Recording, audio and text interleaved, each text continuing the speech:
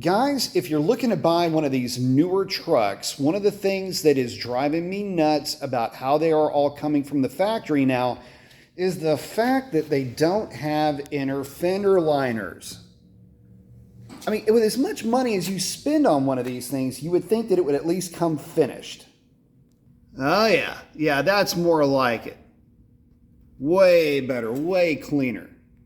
All right, guys, so we're going to dive into this. These fender liners are from an outfit called Rugged Liner, and they do come with the hardware, the fasteners, and a really good set of instructions. I gotta hand it to them, they did a good job. There are some things though that you will need to note, namely the tools that you might need. Good set of scissors, maybe some snips, 1/4-inch drive, 10mm, and a stubby spinner if you got one. So let's dive into this. So right off the bat, guys, these things don't weigh anything. They're just as what you would expect, just a plastic liner the way that they used to come from the factory with. First thing you're going to want to do is clean thoroughly the end of your fender. Okay guys, so we've gone ahead and cleaned very well our inner fender. The instructions are really good, but I'll go ahead and walk you through what you're up against. So your 10mm, you're going to remove this bolt at the back of your fender well. The front does not have anything that you're going to be removing whatsoever. Next is going to be the installation of these J-clips.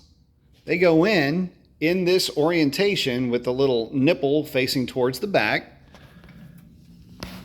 Just right here. Pops right in, just like a factory J-clip.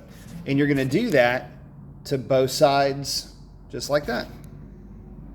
Okay, that's a little bit better lighting. So before I dive any deeper and grab the fender well and throw it in here, what I want you to notice is down here, that little hole there, that oval, and this one right over here, that is where your push pin backed up by your rubber washer. This is really more of a capture style washer for this little Christmas tree push pin. That is where that will go. One other thing, guys, so you may need to do some trimming with your kit. Just on the other side, right here, on the back side facing outwards, this little lip here, you may need to trim your fender liner just a little bit to help clearance it so it's a little bit better fit. If you don't clearance it, it can bind it up a little bit and it won't fit quite right. At least that's how it was on the other side.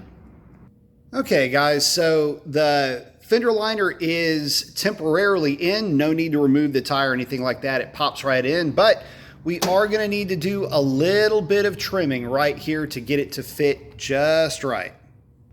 Okay guys, so I just popped this loose, and what I'm doing is, and there's, by the way, this little line here is a line that we're following. It looks like that's the molded line.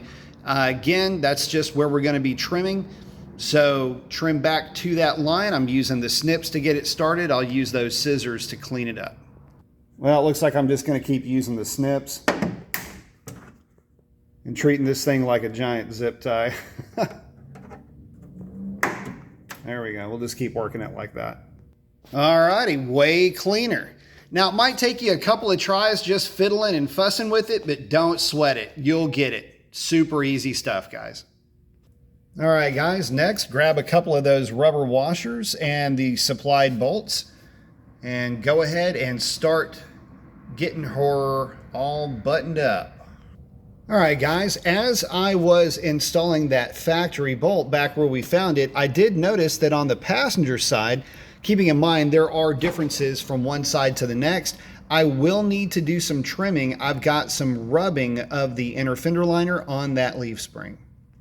All right guys, a little bit of a relief cut. Was able to pull now this liner back away from the leaf spring. Should have plenty of clearance. Just from an aesthetic point of view, and because I'm OCD as hell, I will clean that up with the Dremel. Here's a little bit different point of view for you guys. Here's that fender well. It's got plenty of room back there now.